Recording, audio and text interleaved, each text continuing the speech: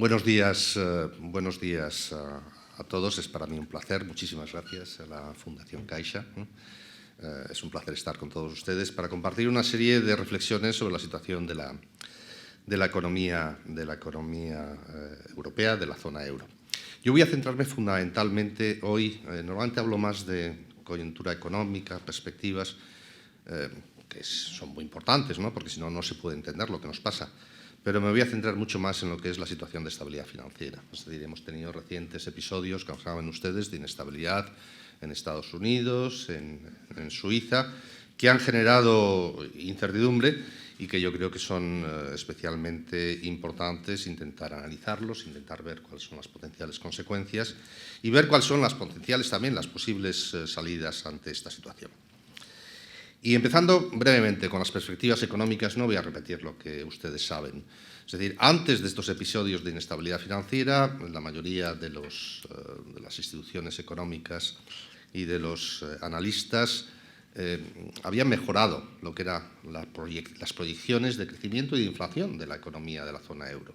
Tanto la Comisión Europea como nosotros mismos, de diciembre a marzo dijimos no va a haber recesión técnica y el crecimiento, aunque no va a ser un crecimiento brillante, va a ser un crecimiento en el entorno del 1%, en desaceleración con respecto al 3,5% que tuvimos en el año 22, pero las peores perspectivas que había, sin duda, incluso la posibilidad, vuelvo a repetir, de una recesión técnica, desaparecieron de nuestras proyecciones en el mes de marzo. Esto tiene que ver fundamentalmente con la caída del precio de la energía, tiene que ver con las mejoras del lado de la oferta, tiene que ver con la reapertura de China, tiene que ver con el buen comportamiento del mercado laboral, que es una de las positivas sorpresas que estamos teniendo en la zona euro, y tiene también que ver, como saben ustedes, con la política fiscal. La política fiscal ayudó bastante en el año 22.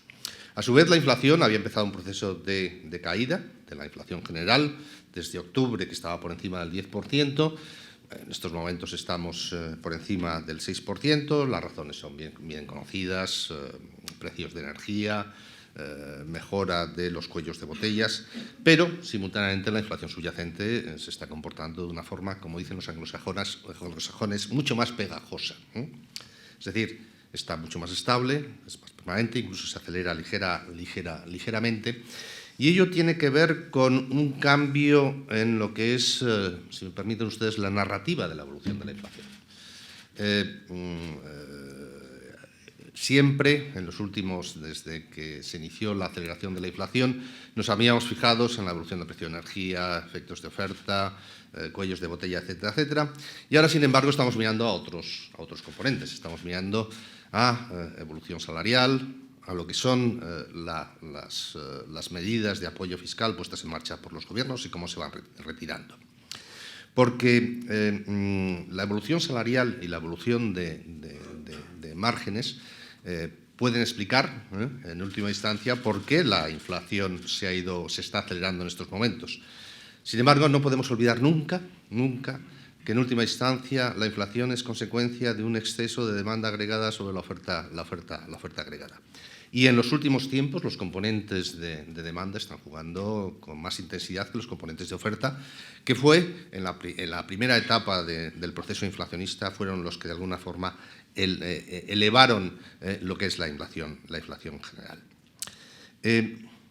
Hay una especie de debate ahora vuelvo a repetir el tema, porque creo que es un debate relativamente importante, cuál es la causa de la inflación, los márgenes, los costes laborales unitarios, es decir, los salarios, etcétera, etcétera, etcétera.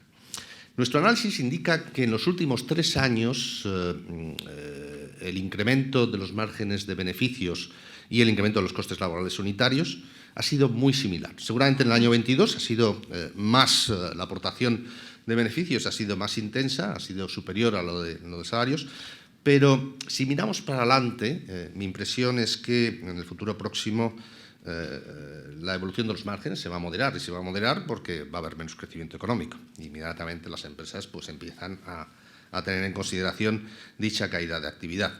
En el caso de los salarios, sin embargo, estamos viendo una aceleración porque a veces los salarios miran más para atrás, es decir, ha habido una pérdida de salarios reales y, lógicamente, intentan compensar las pérdidas de capacidad adquisitiva que se ha producido. Por otro lado, y en esto también creo que es un tema fundamental, es cuál es el impacto sobre estas proyecciones que en muchas ocasiones se hicieron antes de los episodios de Estados Unidos y del Credit Suisse.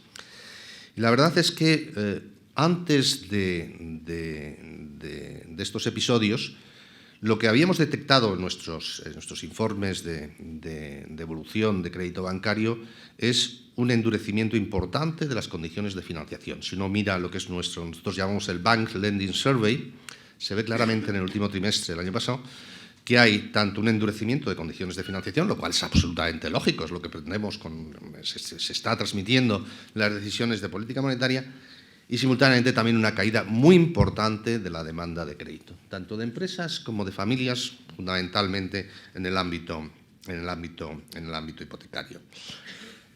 Yo creo que los recientes episodios de inestabilidad financiera sin duda van a tener un impacto adicional desde el punto de vista del endurecimiento de las condiciones de financiación y lo tenemos que calibrar. Tenemos que calibrarlo, no ha pasado ni prácticamente 6 semanas desde que estos episodios tuvieron lugar y tenemos que analizar cuáles son las consecuencias, pero, vuelvo a repetir, estoy convencido que supondrán un endurecimiento adicional de estas condiciones de financiación que creo que se irá reflejando en los informes que iremos produciendo en las próximas semanas y en los próximos meses. El día 2 sacaremos ya otra vez, el 2 de mayo, nuestro informe referido de condiciones de préstamo bancario, de préstamos bancarios referidos al primer trimestre de este año, y creo que ahí se empezará a reflejar lo que comentaba anteriormente.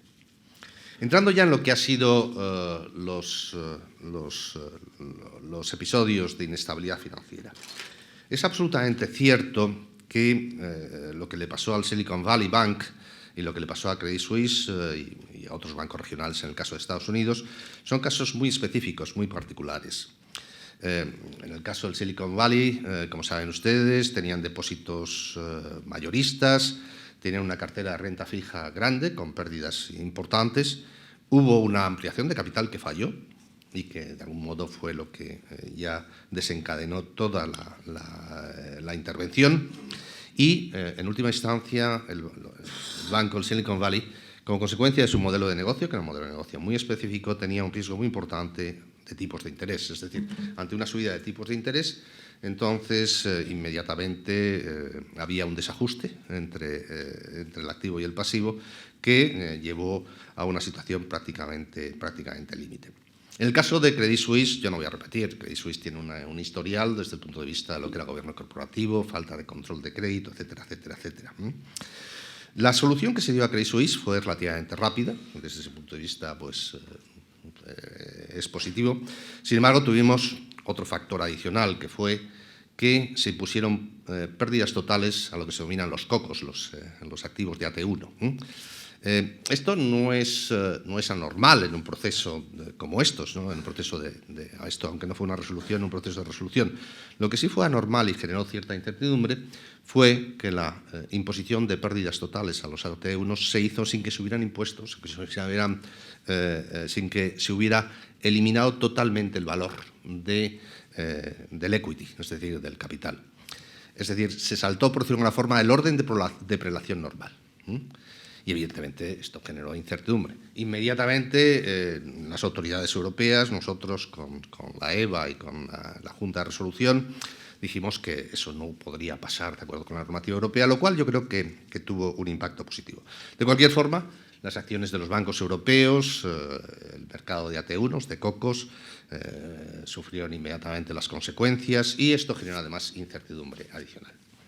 Sin duda, la posición como sistema de los bancos europeos es positiva, es mucho más sólida de lo que era hace 10, 12 años. Los bancos europeos tienen capital, tienen liquidez y, por lo tanto, la situación, como vuelvo a repetir, es buena desde el punto de vista de lo que es la media del sector en comparación con lo que ocurrió en anteriores crisis financieras. A su vez, y esto también es algo que hay que destacar y que nosotros estamos midiendo continuamente, la subida de tipos de interés que estamos llevando a cabo tiene un impacto positivo en lo que es el margen de intereses y esta mejora del margen incluso supera las potenciales pérdidas que se podrían producir en las carteras de renta fija. Pero, sin embargo, si me permiten ustedes, y esto siempre es la obligación de los reguladores, de los supervisores y de que tienen responsabilidades desde el punto de vista de supervisión financiera, no hay lugar para la complacencia. Los recientes episodios que hemos vivido ponen en manifiesto, en primer lugar, la rapidez con la cual se puede vaciar un banco. Es decir, es mucho más rápido que anteriormente, como consecuencia de que la actividad bancaria, como saben ustedes, está mucho más digitalizada, las apps de los bancos funcionan sin necesidad de ir a la sucursal y, a su vez, se combina con las tendencias en las redes sociales. Por lo tanto, esta es una primera consideración. La liquidez tiene más valor en los momentos actuales para el sistema bancario que lo que tenía hace simplemente unos meses. Después, por otro lado, estamos viviendo una desaceleración económica. La desaceleración económica afectará a lo que es la solvencia de empresas, de familias y, en última instancia, generará más créditos impagados. Por lo tanto, las provisiones tendrán que ir al alza. Y, por lo tanto, los bancos van a tener que prestar, como consecuencia de la desaceleración económica y como consecuencia de los episodios que decía anteriormente de inestabilidad financiera, más atención a los niveles de capital y a los niveles de liquidez que anteriormente. La política monetaria. Bueno, yo no voy a repetir lo que todos ustedes saben. Hemos subido los tipos de interés en 350 puntos básicos, con 3,5. Hemos generado, hemos producido y hemos diseñado lo que denominamos el TPI, que es un instrumento para hacer frente a la potencial fragmentación que pudiera ocurrir, para intentar defender lo que es la integridad del mecanismo de transmisión de la política monetaria. También hemos empezado a reducir el balance del Banco Central Europeo, drenando liquidez del sistema. Y el futuro, yo simplemente les diría aquí que va a depender de los datos que vayamos recibiendo. Va a ser reunión a reunión, es decir, no tenemos ningún tipo de forward guidance, que decimos los que se dicen en la jerga de los banqueros centrales. Y, además, antes de julio tendremos que decidir sobre cómo vamos a continuar reduciendo el balance bancario a partir de la segunda parte del año. Los efectos que vamos a considerar, o los elementos que vamos a considerar son, en primer lugar, las medidas, el impacto de las medidas que hemos ido tomando. Es decir, hemos subido tipos de interés en 3,5 puntos y la política monetaria deja sentir sus efectos con un cierto retardo. Y tenemos que ir analizando cómo se estaban produciendo. Vuelvo a repetir que lo que estamos viendo en términos de transmisión de la política monetaria, en el caso de lo que son las condiciones de financiación de los bancos, van en la dirección que nosotros hemos pretendido. También va a ser muy importante nuestra proyección de inflación. Para nosotros tenemos que reducir la inflación hacia nuestro objetivo del 2%. Y aquí la inflación subyacente va a jugar un papel fundamental, porque la inflación general, vuelvo a repetir, va a estar muy afectada por los efectos de base y por las medidas que van a ir tomando los gobiernos, tanto desde el punto de vista de retirada, potencial retirada, de las ayudas que introdujeron al inicio del shock energético. Y, por último, va a depender también de los efectos de segunda ronda, evolución de salarios y la evolución de las expectativas de inflación.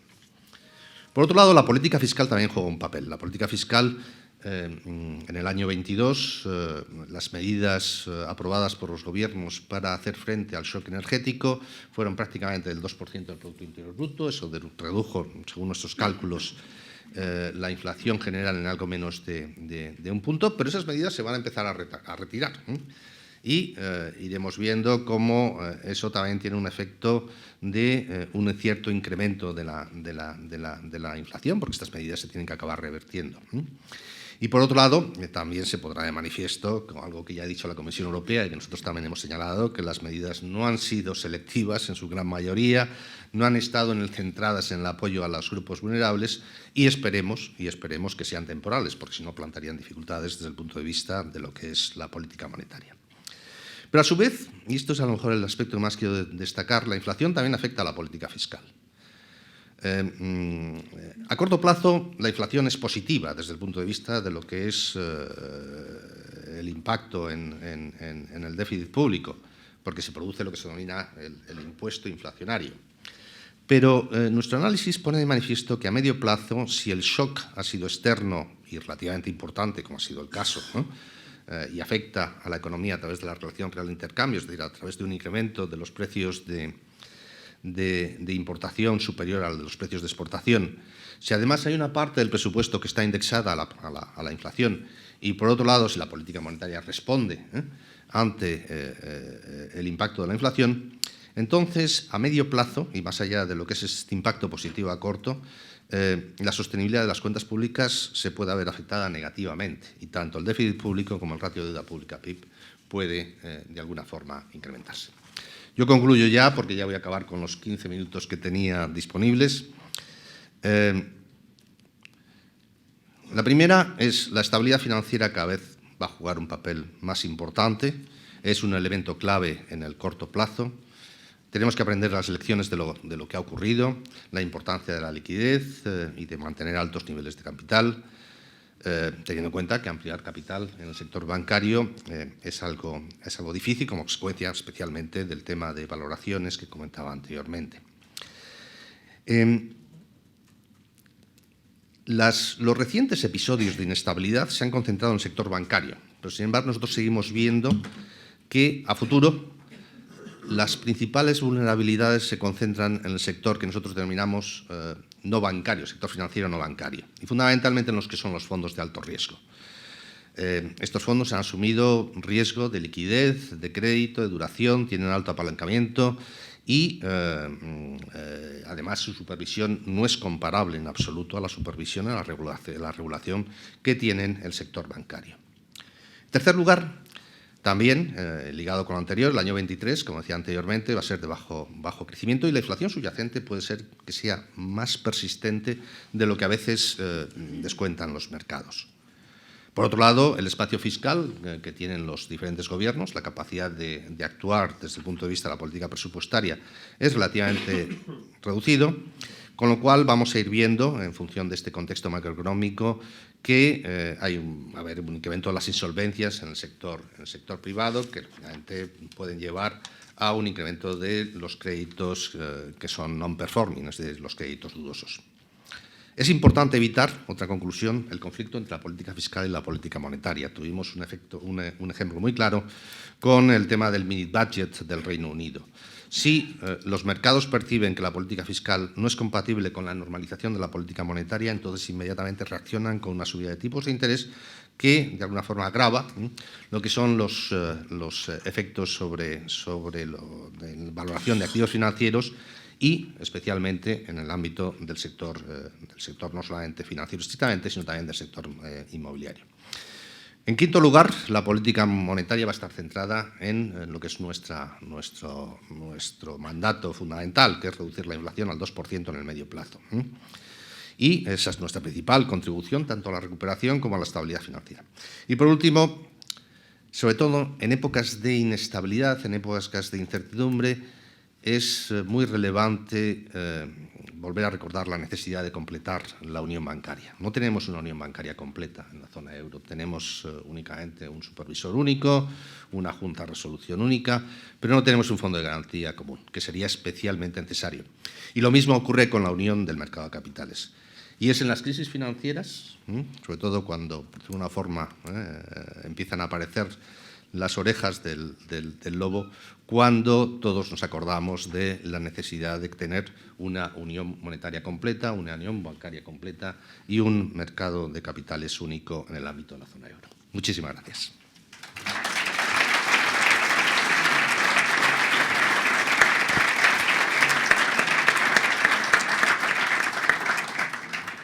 Muy bien, pues esto nos permite tener lo conciso del vicepresidente, de la exposición del vicepresidente, pero llena, me parece, de contenido y de sugerencias, nos permite tener ahora un margen un poquito amplio para el coloquio, que seguro que bastantes de ustedes quieren participar y quieren intervenir.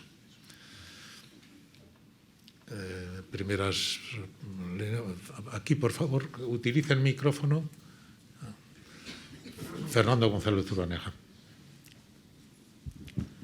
La apelación que has hecho, José Luis, a aquellos lejanos 58 me ha recordado algo que me decía un colaborador de Ullastres, que en economía lo que es bueno para el bazo es malo para el hígado, ¿no?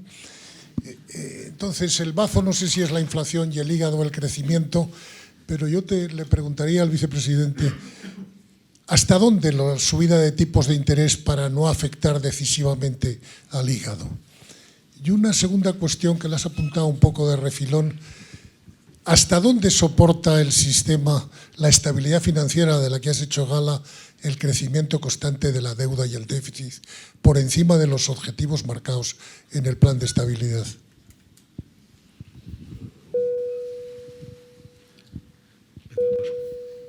Pues aquí, es que me equivoco yo de botón. Muchísimas gracias, Fernando. Yo creo que son dos cuestiones muy relevantes. Vamos a ver, siempre a los miembros del Consejo del Gobierno del BCE nos pregunta ¿hasta cuándo van a subir los tipos? Y bueno, yo tengo varios colegas que continuamente están adelantando, ¿no?, lo que ellos consideran que debe ser el tipo terminal, etcétera, etcétera. Yo intento tener una actitud mucho más humilde. Primero, porque va a depender muchísimo de los datos que vayamos recibiendo, va a depender de una serie de factores, el mundo se mueve a una velocidad tremenda. Y después, pues, hay otra consideración, es decir, yo para tomar mis decisiones como voto en el Consejo de Gobierno, pues me gusta ver cuáles son las proyecciones que nos hace el staff y me gusta ver lo que opinan, ¿no?, el resto. Somos 26 en el Consejo de Gobierno, 6 de la Ejecutiva y 20 gobernadores de bancos centrales nacionales, ¿no? Por lo tanto, yo intento ser prudente.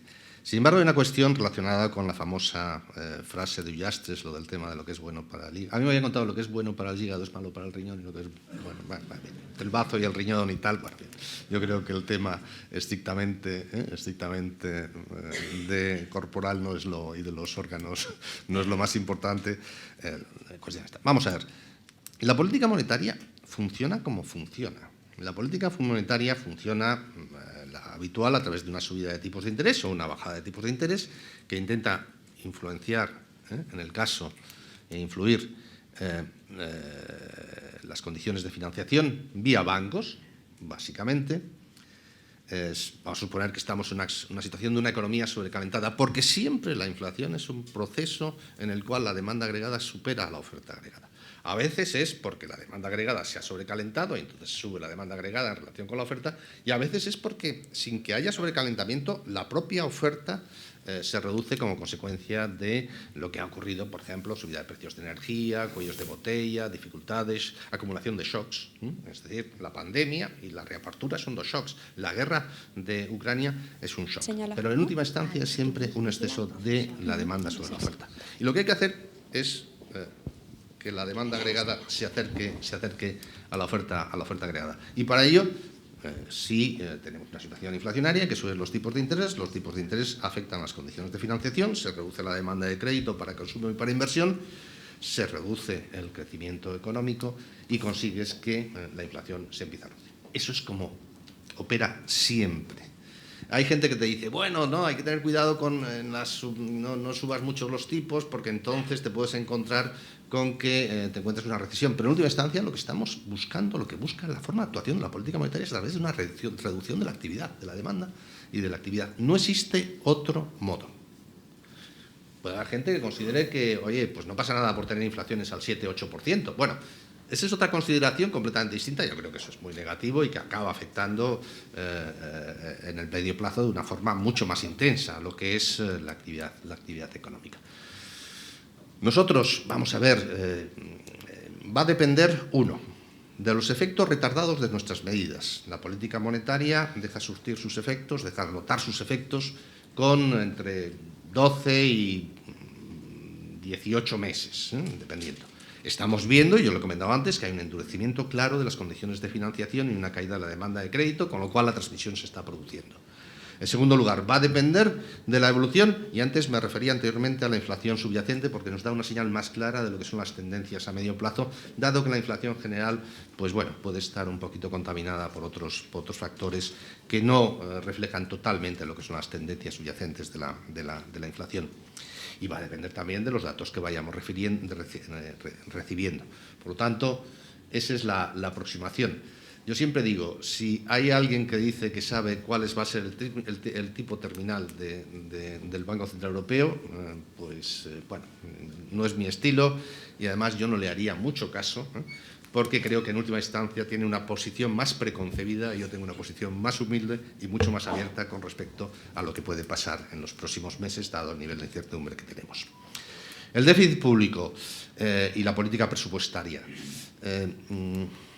La política presupuestaria ha pasado por etapas en los últimos 3 años. Primero fue el whatever it takes famoso de Draghi, aplicado en el año 20 y en parte del año 21, y eso ha producido un deterioro de los déficits estructurales y del ratio de deuda pública PIB. Hablo de media en el conjunto de la zona euro. Estamos ya en otra fase, que la fase es que tenemos que reconducirlo y que además la política fiscal no puede entrar en conflicto, como comentaba anteriormente, con la política monetaria. Hay que hacerlo con prudencia, sin duda, pero hay que llevar a cabo un proceso de consolidación fiscal en Europa, también, sin duda, y además ya incluso lo ha empezado a anunciar la propia Comisión Europea, con que en el año 24 volverá a aplicar las reglas, aparte de lo que ha sido su propuesta del nuevo pacto fiscal o de nuevas reglas fiscales a futuro.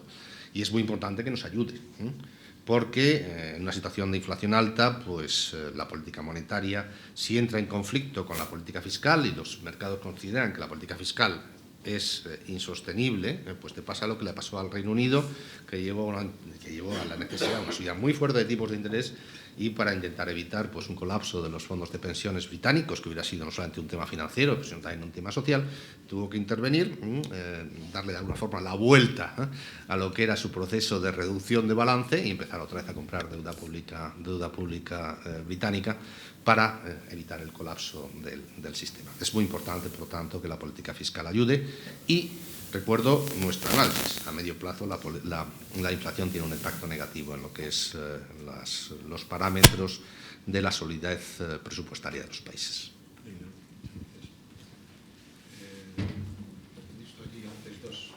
Sean, por favor, muy concisos, porque hay varias peticiones de palabra. Buenas tardes, Antonio Santos.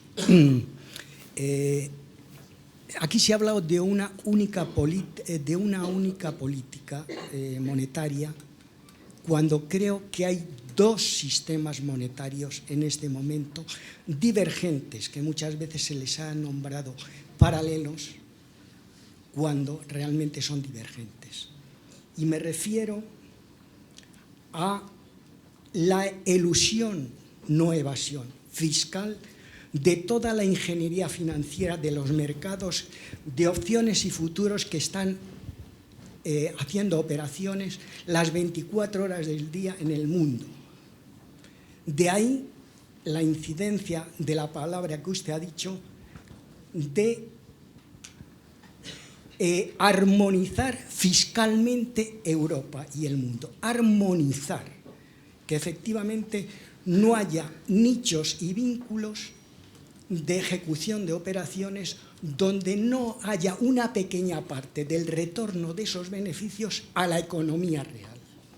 En este momento, y lo conoce mejor que yo, la deuda pública mundial es 3,5 veces superior al PIB mundial.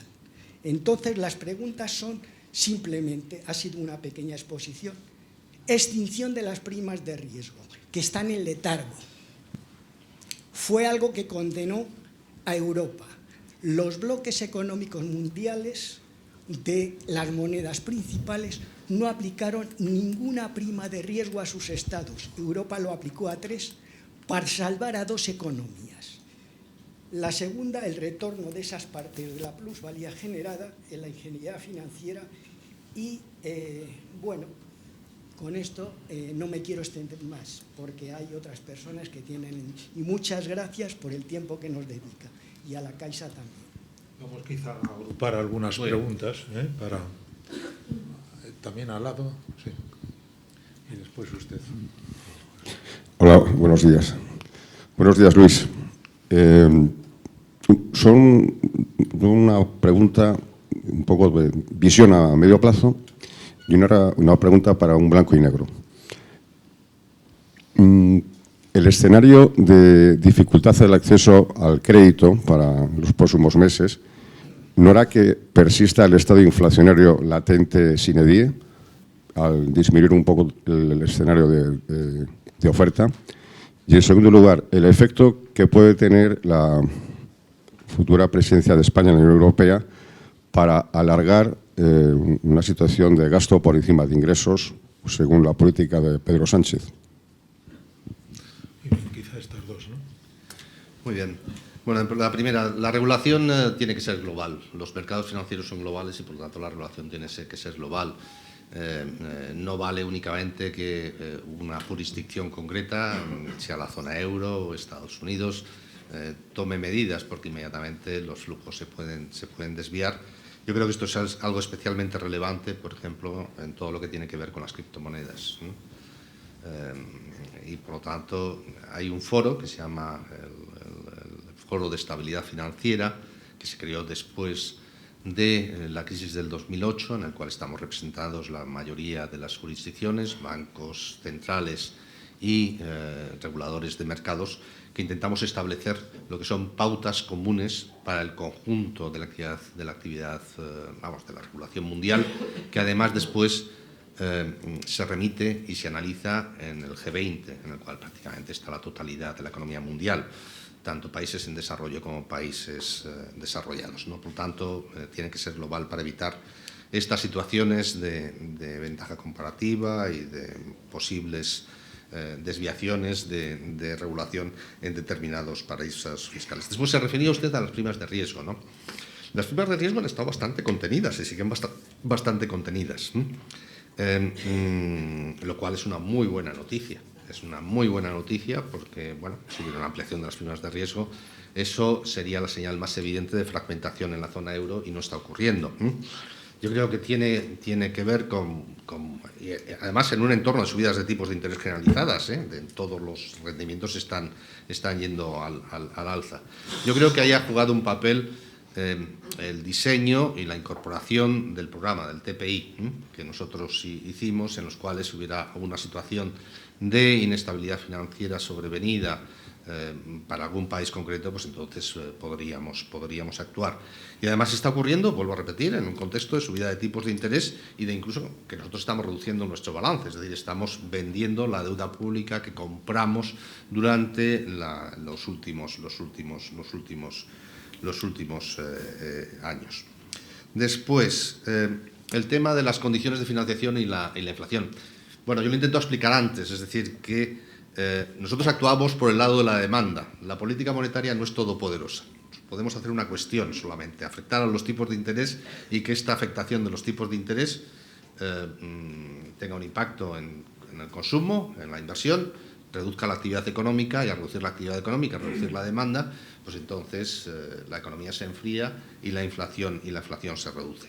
Y después, sobre la política fiscal, ya lo he comentado anteriormente. Yo no voy a entrar en ningún caso concreto de un país, que no es mi misión, pero yo creo que la política fiscal tiene que ser absolutamente compatible con el proceso de normalización monetaria. Muy bien. Vamos, hay dos preguntas. Aquí atrás, por favor. Sí, buenos días, Alonso Soto de Bloomberg News. Señor de Guindos, un par de preguntas. Primeramente, ¿cuáles piensa usted que son las condiciones necesarias para que se disminuya el ritmo de subidas en las próximas reuniones? Usted también mencionó el stickiness de core inflation. Quería saber si estamos todavía lejos de llegar al pico de core. Aquí en España parece que hay señales de que se puede estar estabilizando. Y la última, usted también mencionó de que no hay forward guidance. Yo quiero saber si esto ustedes piensan cambiarlo en la reunión del 4 de mayo, si puede haber más forward guidance.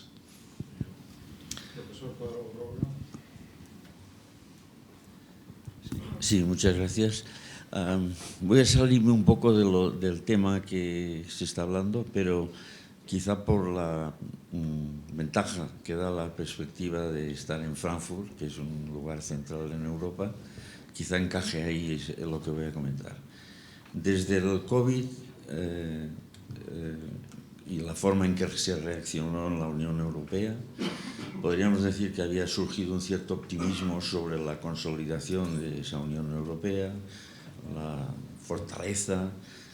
Después vino todo el tema de los fondos New Generation, etc., ¿no? ¿Qué estamos viendo en estos momentos? Estamos viendo, para mí, algunos síntomas de que esto no ha cuajado del todo, ¿no?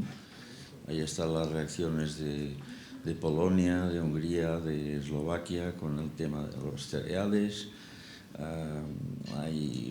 Hay una cierta discrepancia sobre qué hacer con el tema Ucrania. Todo esto lleva a la Unión Europea a endeudarse. Yo cada día leo millones que van a ir a parar a resolver estos problemas. Sé que no tiene que ver con el Banco Central Europeo, pero sí con ese entorno que pone ahí de incertidumbre, ¿no? Estamos en un momento en el que esa Unión Europea puede empezar a temblar un poco.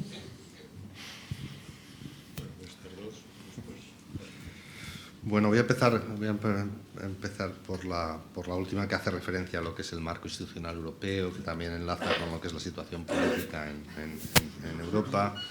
Bueno, yo creo que la respuesta, como usted indicaba, a la crisis fue la adecuada, y además hubo unión y se crearon los fondos de New Generation EU Funds, que creo que fue importante y pasó una señal adecuada, porque incluso más importante que el propio instrumento es la creación del instrumento y la señal que se pasa a los mercados de la necesidad de actuar conjuntamente, ¿no? Después ha habido otra actuación también conjunta derivada de la invasión de Ucrania. Pero bueno, Europa es lo que es. Seguimos siendo, tenemos una unión monetaria incompleta, como yo decía anteriormente, no tenemos incluso ni una unión fiscal y bueno, y por supuesto no tenemos una unión política, a pesar de todos los esfuerzos que se han realizado en determinados ámbitos. Y ahí inmediatamente surge la política monetaria. Nosotros somos prácticamente la única institución europea en la cual, pues, en su ámbito de actuación, que es la política monetaria, la estabilidad financiera, la supervisión, pues somos realmente los más paneuropeos y los más por zona euro. Vamos, esto va a depender muchísimo de lo que es la evolución política, ¿no? Los gobiernos tienen unas circunstancias muy específicas, muy concretas. Pero al final siempre yo diría una cuestión, es decir, siempre hacía el chiste cuando era ministro de Economía, que Europa en el ámbito económico siempre exploraba todas las alternativas y en el último momento cogíamos la correcta. Y bueno, yo creo que cogeremos la correcta. Además, Europa avanza especialmente en situaciones de crisis, ¿no? Las políticas nacionales tienen una influencia muy notable y bueno, la situación de los diferentes gobiernos, que yo no la voy aquí a describir porque ustedes las conocen mejor que yo, es la que es. Pero yo creo que al final esto es como el euro, ¿no? A veces yo se lo explicaba a los inversores, decían, es que no se dan cuenta de la enorme voluntad política que hay detrás del euro. Es decir, no solamente es el instrumento, que tiene sin duda insuficiencias y algunas carencias, pero la voluntad política está ahí y esa voluntad política yo creo que no va a desaparecer sin duda. Yendo a la primera pregunta, las condiciones necesarias. Bueno, las condiciones necesarias pues, para el tema de la evolución de tipos van a ser cuáles son los efectos que se están produciendo desde el punto de vista de lo que es los estándares de crédito de la banca, la demanda de crédito, el impacto que esto está teniendo desde el punto de vista de la actividad económica indirectamente en la evolución de la inflación y los datos que vayamos recibiendo, ¿no? Pero yo siempre tengo a gala, y no sé si es correcto, yo no digo nunca, es decir, yo sé que hay colegas que dicen lo que ellos piensan que debería hacer el Banco Central en la próxima reunión. Ese no es mi estilo en absoluto, entre otras cuestiones porque si no aciertas, pues además te quedas en una situación un poquito desairada, ¿no? Es decir, que bueno, estás fuera de lo que ha sido el consenso. De todas formas, en el Consejo de Gobierno las decisiones siempre se toman con un nivel de consenso y un nivel de acuerdo muy elevado. Tienen ustedes, ayer me parece que se publicó, ¿no?, lo que nosotros llamamos el account, que es una especie de resumen de lo que son nuestra discusión, ¿no?, en el Consejo de Gobierno y bueno, y la decisión que tomamos, por ejemplo, en la última, pues se tomó con un altísimo nivel de acuerdo. El tema de la inflación subyacente o el core inflation. Vamos a ver, yo creo que va a bajar. Estoy convencido que va a bajar. La cuestión es que partimos de niveles muy altos. En estos momentos el core inflation, si no me equivoco, está en el 5,7. Y nuestro objetivo de inflación es el 2%. Y ahí pues hay que reducir. Y después hay una cuestión que nosotros no podemos aceptar. Yo estoy convencido que tanto la inflación general como la inflación subyacente se van a desacelerar. Pero lo que no puede ocurrir es que dentro de unos meses veamos que hay o un repunte de una o de otra y que no hemos hecho nuestra labor. Es decir, porque eso afectaría a nuestra credibilidad, y la credibilidad es vital para un banco central, entre otras cosas porque si los agentes económicos pierden la credibilidad en el Banco Central, inmediatamente tienes tus expectativas de inflación, las expectativas de inflación se empiezan a elevar y, lógicamente, la actuación y los efectos de segunda ronda se pueden producir. Y respecto al forward guidance, bueno, yo creo que la aproximación que tenemos ahora se va a mantener durante unos meses hasta que efectivamente se vaya clarificando cuál es la evolución de la inflación y cuáles son los efectos de nuestras medidas. No creo que haya una modificación de este forward guidance muy limitado, ¿no? Es decir, es reunión a reunión, partido a partido y en función de los datos que vayamos recibiendo.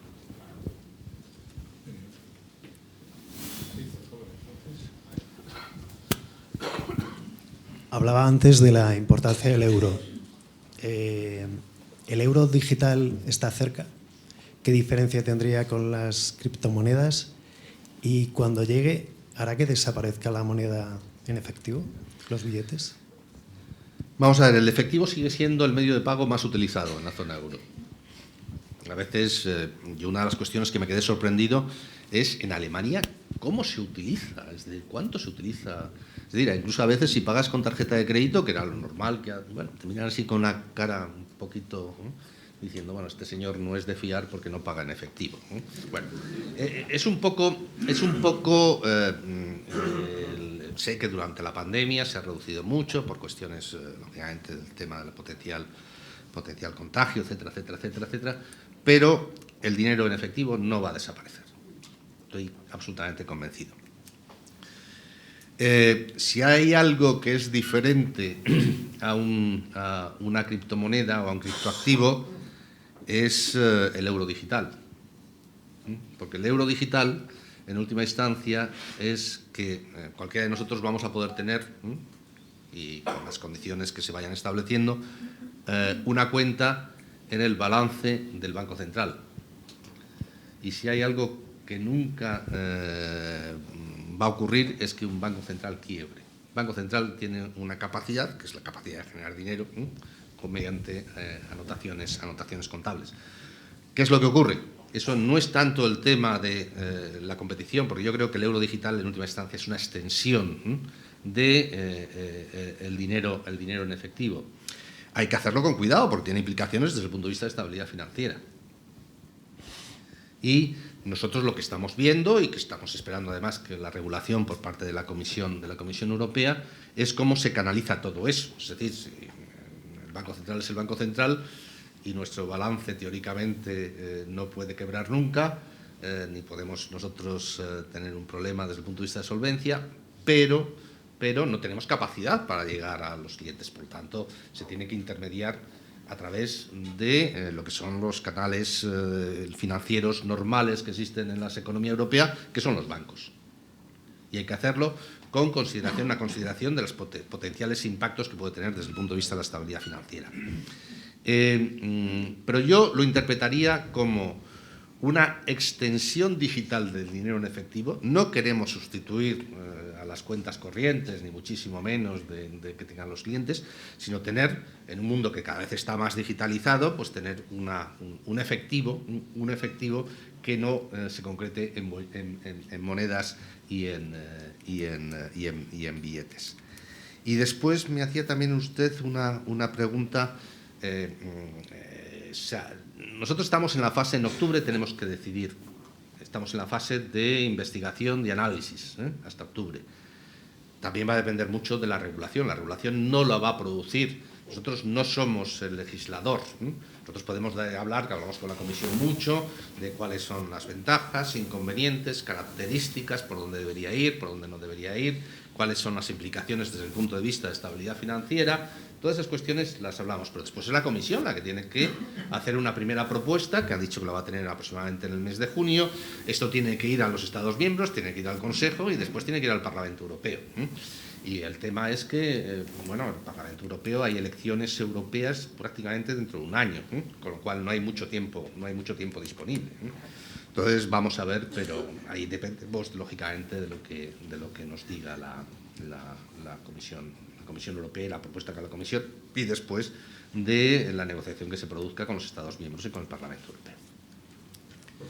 Sí, Luis, en la última parte de tu intervención inicial te has referido a varios de los riesgos que pueden afectar ahora la estabilidad financiera, y en concreto has hablado de los fondos de altos riesgos, ¿no? Sobre todo por su menor vigilancia y supervisión por los reguladores, ¿no? ¿Qué es lo que habría que hacer para precisamente tratar de minimizar estos riesgos, o se está haciendo algo? Sí, en el FSB, en el Financial Stability Board, que comentaba yo anteriormente, hemos propuesto ya que haya una especie como de marco macroprudencial, con regulaciones, por ejemplo, que haya medidas ex ante, que haya la necesidad de que... porque claro, el apalancamiento se ha ido sofisticando mucho, es decir, ya no solamente es que vas a un banco y pides un crédito. Ahora el apalancamiento tiene lugar fundamentalmente a través del mercado de derivados. Hay un apalancamiento oculto que es difícil de seguir, ¿no? Y por lo tanto hacen falta medidas prudenciales para el sector, que tienen que ser impuestas no por el BCE, por nosotros nuestro foco de atención y de supervisión son los bancos. Pero la interrelación entre bancos y no bancos, como en la terminología que utilizamos nosotros, es cada vez mayor. Es decir, Europa era una economía donde la financiación, el sistema financiero estaba muy bancarizado, era 70-30, y ahora estamos prácticamente pues 55-45, es decir, los fondos de inversión han adquirido una importancia brutal, y sobre todo en determinados segmentos, como es, por ejemplo, todo lo que tiene que ver con el inmobiliario comercial. Entonces, y a su vez están interrelacionados con los bancos, es decir, porque tienen flujos de financiación compartidos, etcétera, etcétera, etcétera. Existen bancos que financian a los no bancos, etcétera, etcétera, etcétera, etcétera. Hace falta un marco macroprudencial y hace falta, lógicamente, una supervisión que tiene que, además, ser relativamente común en todo el espacio de la zona euro, para que no pueda haber las desviaciones y los arbitrajes que se podrían producir de otra forma. Pero vamos, nosotros consideramos que ahí es donde está la principal fuente de inestabilidad financiera, incluso después de lo que ha ocurrido con los bancos regionales en Estados Unidos y lo que ha ocurrido con Credit Suisse. ¿Hay margen todavía para una pregunta más? Sí, por favor. Sean muy concisos y terminamos con las intervenciones de ustedes. Hola, buenos días. Ahora que ya es un hecho el tema del Brexit, me gustaría saber cómo ha afectado a la economía de la eurozona. Muchas gracias.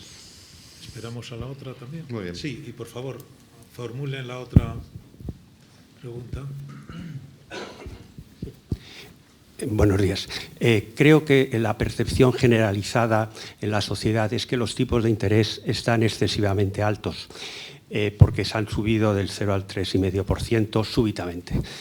Creo que esa percepción es un error, porque si miramos digamos, los tipos o una realidad objetivo, la inflación del 2% que usted ha dicho, los tipos de interés tendrían que estar donde están ahora. Lo que ocurre es que esa percepción es motivada porque llevamos 14 años sufriendo y gozando tipos de guerra. Primero, por la lucha contra la crisis del 2008 y luego allá por el 2015, porque teníamos peligrosamente la inflación en torno al 0%. Esto ha provocado situaciones peligrosas, como que muchas familias en España han planificado su vida comprando viviendas a 30 años sobre la hipótesis de tipos bajos al 0%. Y esto es un error. Ahora que tenemos tipos en situación de normalidad, yo creo, es decir, si encontramos la inflación al 2%, los tipos tendrían que estar donde hoy. Claro, pero la gente, al subir los tipos del 0,50 al 4%, las cuotas hipotecarias han incrementado un 50, un 30%, y esto es una cuestión muy peligrosa.